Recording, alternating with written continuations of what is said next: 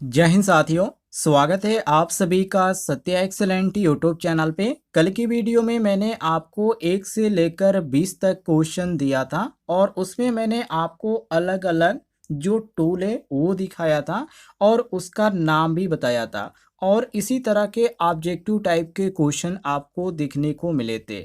और आज हम इस वीडियो में स्टार्ट करने वाले हैं क्वेश्चन संख्या 21 से। तो वीडियो को आप कंप्लीट देखिएगा। और इससे पहले का प्रश्न आप देखना चाहते हैं तो इस वीडियो के डिस्क्रिप्शन बॉक्स में आपको पिछले वीडियो का लिंक मिल जाएगा, वहां से भी आप देख सकते हैं। तो चलिए आज का प्रश्न शुरू करते हैं। प्रश्न संख्या 21 में जहां पे पूछा जा रहा है, चित्र में दिखाए गए औजार का नाम क्या है। तो साथियों यहाँ पे जो आपको फिगर देखने को मिल रहा है, इस फिगर का नाम है मल्टीमीटर। और यहाँ पर आपका बी ऑप्शन दिया गया मल्टीमीटर, तो बी ऑप्शन आपका सही होगा। अब मल्टीमीटर का उपयोग आप कहाँ पे करते हैं, तो वोल्टेज मापना हो या करंट मापना हो या रेजिस्टेंस मापना हो, तो वहाँ पे हम मल्टीमीटर का उपयोग करते हैं। तो बी ऑप्शन आपका सही होगा। प्रश्न संख्या 22 जहाँ पर एक फिगर दिखाया जा रहा है और पूछा जा रहा है कि चित्र में दिखाए गए औजार का नाम क्या है। ये जो आप प्रश्न संख्या 22 में जिस औजार को देख रहे हैं, इसको किस नाम से जाना जाता है। तो इसको साथियों बोला जाता है क्लैंप मीटर। जी हाँ, यहाँ पर आपका सही हो जाता है option B correct answer.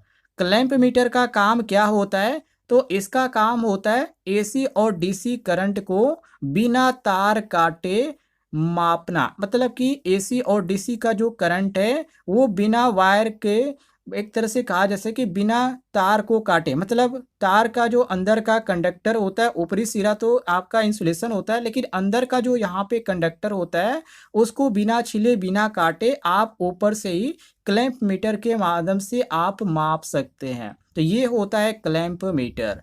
Option यहाँ पर आपका भी सही हो जाएगा। और किस क्लैंप मीटर को आप ध्यान से देख लीजिएगा। आगे देखिए प्रश्न संख्या 23 जहां पे पूछा जा रहा है, चित्र में दिखाए गए औजार का नाम क्या है। यहाँ पर आपको एक बॉक्स जैसा चीज देखने को मिल रहा है, इसका नाम क्या है। तो साथियों इसको यहाँ पे बोला जाता है मेगर। जी हाँ, यहाँ पर आपका सही होता है option A correct answer. Megger megger का काम क्या होता है, तो केबल हो गया और वायरिंग हो गया, जो इंसुलेशन रेजिस्टेंस होता है वो मापने में इसका उपयोग किया जाता है। तो ये वायरिंग का इंसुलेशन रेजिस्टेंस हो गया या केबल का हो गया, ये उसको माप सकता है। तो ये ध्यान रखिएगा। प्रश्न संख्या यहाँ पे 24 को देखिए, जहाँ पे पूछा जा रहा है, चित्र में दिखाए गए औजार का नाम क्या है। बहुत सारे लोग इसको जानते होंगे, इस औजार का नाम क्या है। तो इसको बोला जाता है सोल्डरिंग आयरन, जो कि इसका काम होता है तार या इलेक्ट्रॉनिक जो कंपोनेंट्स होते हैं उसको जोड़ने में इसका उपयोग किया जाता है। तो ये तो सबको मालूम है, सबने आपने देखा भी होगा। मेगर बहुत ही कम लोग देखे होंगे, इसको देख लीजिएगा। प्रश्न संख्या यहाँ पर 25 को देखिए, जहाँ पे पूछा जा रहा है, चित्र में दिखाए गए औजार का नाम क्या है। तो इसको बोला जाता है सोल्डरिंग आयरन। इसको भी यहाँ पे आपने देखा होगा, जहाँ पे मोबाइल रिपेयरिंग होता है या इलेक्ट्रॉनिक्स की जो दुकान होती है वहाँ पर आपको ये चीज़ देखने को मिलता है। इसको सोल्डरिंग आयरन बोला जाता है। तार हो गया या इलेक्ट्रॉनिक कंपोनेंट्स हो गया, उसको जोड़ने में इसका उपयोग किया जाता है। ये भी एक तरह से सोल्डर की तरह ही होता है, ये ध्यान रखिएगा। यहाँ पर देखिए प्रश्न संख्या 26 पूछा जा रहा है, चित्र में दिखाए गए औजार का नाम क्या है। यहाँ पे जो आपको औजार देखने को मिल रहा है, इसका यहाँ पे नाम पूछा जा रहा है कि इसको यहाँ पे क्या बोला जाता है। तो साथियों यहाँ पे जो प्रश्न संख्या 25 है, इसको मैं दोबारा यहाँ पे आपको बता रहा हूँ, इसको सोल्डरिंग आयरन नहीं बोला जाता है। सोल्डरिंग आयरन तो ये आपका जो ऊपर दिया गया ये है, ठीक है, थोड़ा सा कन्फ्यूजन हो गया। यहाँ पे जो आपको देखने को मिल रहा है इसको बोला जाता है डी सोल्डरिंग पंप। जी हाँ, जो पिघले हुए एक तरह से सोल्डर होता है उसको हटाने में इसका उपयोग किया जाता है। ये आपको मोबाइल शॉप पे देखने को मिल जाएगा, जहाँ पे मोबाइल बनती है वहाँ पर आपको देखने को मिलेगा। थोड़ा सा कन्फ्यूजन हो गया, मुझे यहाँ पे लग रहा था कि कुछ यहाँ पे गलत हो रहा है। तो ये सोल्डरिंग आयरन इसको नहीं बोला जाता है, ये इसको डी सोल्डरिंग पंप बोला जाता है। आपने देखा होगा जब सोल्डर आप करते हैं तो वहाँ पे जो होते हैं जो यहाँ पे सोल्डरिंग करते समय उसमें यहाँ पे कुछ छूट जाता है, तो उसको साथियों यहाँ पे हटाने के लिए इसका इस्तेमाल किया जाता है, जिसको डीसोल्डरिंग पंप के नाम से जाना जाता है। अब यहाँ पे प्रश्न संख्या 26 को देखिए, जहाँ पे पूछा जा रहा है चित्र में दिखाए गए औजार का नाम क्या है? तो इसको बोला जाता है वायर स्टीफर। जी हाँ, इसको बहुत ही कम लोग देखे होंगे। ये जो होता है तार का जो बाहरी इंसुलेशन होता है उसको हटाने में इसका उपयोग किया जाता है, या आप ऐसे कह सकते हैं कि तार को बिना कोई खराबी हुए उसका ऊपरी जो भाग होता है, जैसे आप कोई वायर यहाँ पे खरीदते हैं तो उसके ऊपर इंसुलेशन होता है, अंदर तो कंडक्टर होता है, तो इंसुलेशन हटाने के लिए हम यहाँ पे वायर स्टीपर का उपयोग करते हैं। क्लियर है? तो ये आपका ए ऑप्शन सही हो जाएगा। अगले प्रश्न को देखिए, जहाँ पे पूछा जा रहा है प्रश्न संख्या 27, चित्र में दिखाए गए औजार का नाम क्या है? यहाँ पर आपको एक फिगर देखने को मिल रहा है, इसका नाम पूछा जा रहा है, इसको किस नाम से जाना जाता है? तो इसको केबल लग क्रीपर बोला जाता है, क्रिम्पर, जो कि यहाँ पर आपको देखने को मिलता है ऑप्शन में, option B correct answer, cable lug crimper. इसका काम क्या होता है? तो जो मोटे केबल होते हैं उसमें लग होता है, और लग को दबाकर मजबूती से कनेक्शन करने में इसका उपयोग किया जाता है। ये आपने बहुत ही कम देखा होगा।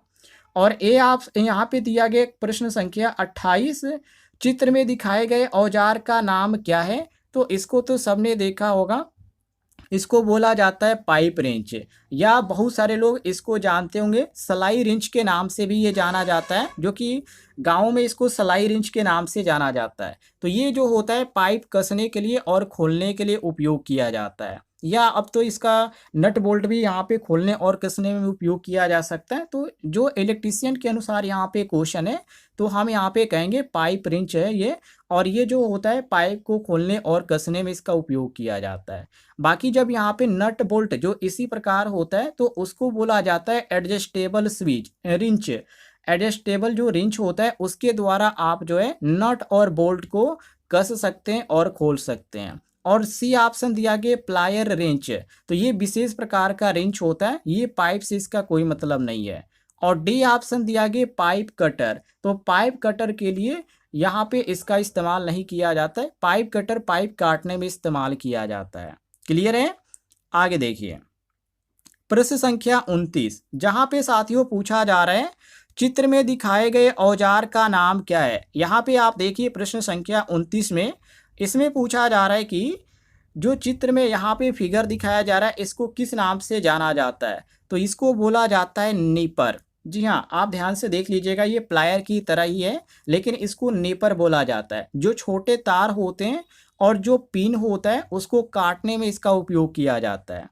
अब सेम इसी प्रकार आपको ये भी देखने को मिला है, लेकिन इसमें देखिए ये अलग चीज़ है। ये यहाँ पे पूछा जा रहा है कि चित्र में दिखाए गए औजार का नाम क्या है? तो ये जो आपको फिगर में देखने को मिल रहा है इसको क्या बोला जाता है? इसको बोला जाता है स्ट्रेट स्निप। जी हाँ, इसको यहाँ पे स्ट्रेट स्निप बोला जाता है, जो सीट मेटल को एक तरह से सीधी रेखा में काटने में इसका उपयोग किया जाता है। जो यहाँ पे चादरें होती है, लोहे की चादरें जो होती है उसको काटने में इसका इस्तेमाल किया जाता है, ये ध्यान रखिएगा, जिसको सीट मेटल भी बोला जाता है। क्लियर है? आगे देखिए, प्रश्न संख्या यहाँ पर हम देखते हैं 31 को, जहाँ पे पूछा जा रहा है चित्र में दिखाए गए औजार का नाम क्या है? इसको आपने देखा होगा, यदि आप प्रैक्टिकल किए होंगे, आईटीआई क्लास किए होंगे, तो जब आप प्रयोगशाला में गए होंगे तो यहाँ पे बेंच पर ये कसा हुआ आपको देखने को मिला होगा। तो इसको बोला जाता है साथियों वेंच वायस। जी हाँ, यहाँ पर आपका पहला ऑप्शन सही होगा, वेंच वायस, जो कि वर्कपीस को एक तरह से मजबूती से पकड़ने के लिए इसका उपयोग किया जाता है, ये ध्यान रखिएगा। या कह सकते हैं कि जॉब को, जो भी आप जॉब पे काम कर रहे हैं उसको मजबूती से पकड़ने के लिए इसका इस्तेमाल किया जाता है। अब यहाँ पे देखिए प्रश्न संख्या 32, चित्र में दिखाए गए औजार का नाम क्या है? ये जो आप फिगर में देख रहे हैं इसको किस नाम से जाना जाता है? तो इसको बोला जाता है जी क्लैंप। जी हाँ, जी क्लैंप होता है, ये ज़्यादातर इसका बढ़ई लोग इस्तेमाल करते हैं। लकड़ी हो गया या कोई धातु हो गया या कोई वस्तु हो गया, उसको एक तरह से सही जगह यहाँ पे पकड़ बनाने के लिए इसका उपयोग किया जाता है। क्लियर हो गया? आगे देखते हैं। अगले प्रश्न में पूछा जा रहा है, चित्र में दिखाए गए औजार का नाम क्या है? ये आपने बहुत ही कम देखा होगा, इसको बोला जाता है होलसा। जी हाँ, इसका काम क्या है? यहाँ पर पहला ऑप्शन सही होगा। इसका काम होता है, जो धातु हो गया या लकड़ी हो गया या प्लास्टिक हो गया, जब उसमें यहाँ पे गोल छेद करना होता है तो उसका यहाँ पे इस्तेमाल किया जाता है। जो यहाँ पे वायरिंग करते हैं वो लोग इसका इस्तेमाल करते हैं, बड़ा होल बनाने के लिए इसका इस्तेमाल किया जाता है। और एक और भी है जो यहाँ पे प्रश्न संख्या 34 में देखिए, जहाँ पे पूछा जा रहा है, चित्र में दिखाए गए औजार का नाम क्या है? तो इसको बोला जाता है स्टेप ड्रिल। इसका उपयोग कहाँ पे किया जाता है? तो इसका भी उपयोग छेद बनाने के लिए किया जाता है। मतलब कि एक ही टूल से अलग अलग व्यास की यदि छेद आपको बनाना हो तो वहाँ पे आप इसका इस्तेमाल कर सकते हैं। तो ये आपका जो बोला जाता है, इसको स्टेप ड्रिल के नाम से जाना जाता है। आगे देखिए, अगले प्रश्न में पूछा जा रहा है, दिखाए गए औजार का नाम क्या है? जो यहाँ पे चित्र में दिखाया गया औजार है, इसका नाम यहाँ पे पूछा जा रहा है। तो इसको बोला जाता है सेंटर पंच। जी हाँ, यहाँ पर आपका बी ऑप्शन दिया गया सेंटर पंच, ये आपका सही हो जाएगा। ड्रिलिंग से पहले जो एक तरह से जो केंद्र बिंदु होता है वो बनाया जाता है, तो वही केंद्र बिंदु जो है सेंटर पंच के द्वारा बनाया जाता है। फिटर के छात्र इसका ज़्यादा इस्तेमाल करते हैं। और ए ऑप्शन यहाँ पे स्क्रू ड्राइवर दिया गया है, तो इसका तो सभी लोग जानते हैं। ये जो होता है स्क्राइबर लिखा गया है साथियों, स्क्रू ड्राइवर नीचे यहाँ पर है। तो स्क्राइबर जो होता है ये धातु पर रेखाएं एक तरह से खींचने के लिए होता है। और सी ऑप्शन दिया गया ड्राइवर पंच, तो ये जो होता है पिन निकालने और एक तरह से फिट करने में इसका उपयोग किया जाता है। और यहाँ पे साथियों दिया गया डी ऑप्शन मार्किंग पंच, तो ये जो होता है सामान्य यहाँ पे एक तरह से चिन्ह बनाने में इसका उपयोग किया जाता है। क्लियर हो गया? आगे बढ़ते हैं। अगले प्रश्न में देखिए, प्रश्न संख्या 36, जहाँ पे पूछा जा रहा है, चित्र में दिखाए गए औजार का नाम क्या है? तो इसका नाम है डिवाइडर। जी हाँ, ये दूरी मापने और वृत्त खींचने में इसका उपयोग किया जाता है। ये नोट कर लीजिएगा, ध्यान से देख लीजिए। और बी ऑप्शन दिया गया कैलिपर, तो ये बाहरी और आंतरिक जो माप लिया जाता है ये कैलिपर के द्वारा लिया जाता है। और सी ऑप्शन कंपास दिया गया, तो कागज का वृत्त बनाने के लिए इसका उपयोग किया जाता है। और डी ऑप्शन यहाँ पर दिया गया है माइक्रोमीटर, तो ये तो बहुत ही सूक्ष्म माप लेने में इसका इस्तेमाल किया जाता है। क्लियर हो गया? आगे देखिए, अगले प्रश्न में पूछा जा रहा है, प्रश्न संख्या 37, चित्र में दिखाए गए औजार का नाम क्या है? तो इसको बोला जाता है वायर ब्रश। जी हाँ, धातु की सतह से जंग हो गया या धूल और कण हो गया या गंदगी हो गया, उसको हटाने में इसका इस्तेमाल किया जाता है। और ये इसको तो देखकर ही आप इसको आसानी से पहचान जाएंगे। क्लियर है? आगे देखिए, प्रश्न संख्या 38, जहाँ पे पूछा जा रहा है, चित्र में दिखाए गए औजार का नाम क्या है? तो इसको साथियों बोला जाता है सोल्डरिंग आयरन। ये दोबारा यहाँ पे रिपीट हो रहा है, इसको मैं छोड़ देता हूँ। ये भी यहाँ पे नीचे वाला भी दोबारा यहाँ पे रिपीट हो रहा है, जो कि 39, कि चित्र में दिखाए गए औजार का नाम क्या है? तो इसको बोला जाता है डी सोल्डरिंग पंप। ये आपका पहला सही हो जाएगा। अब प्रश्न संख्या 40 को देखिए, जहाँ पे पूछा जा रहा है, चित्र में दिखाए गए औजार का नाम क्या है? ये जो फिगर आपको देखने को मिल रहा है, इसको किस नाम से जाना जाता है? तो इसको साथियों बोला जाता है हीट गन। हीट गन मतलब कि गर्म हवा उत्पन्न करके एक तरह से श्रिंक ट्यूब जो होता है उसके माध्यम से यहाँ पर पेंट हटाया जाता है। प्लास्टिक को पहले नरम किया जाता है, उसके बाद हटाया जाता है। तो ये हीट गन का काम होता है। बाकी सोल्डरिंग आयरन के बारे में बता ही दिया। फ्लेम गन की बात करें तो ये जो होता है एक तरह से इसमें से ज्वाला निकलती है, ये हीट गन्स के एक तरह से यहाँ पे गर्म हवा देती है।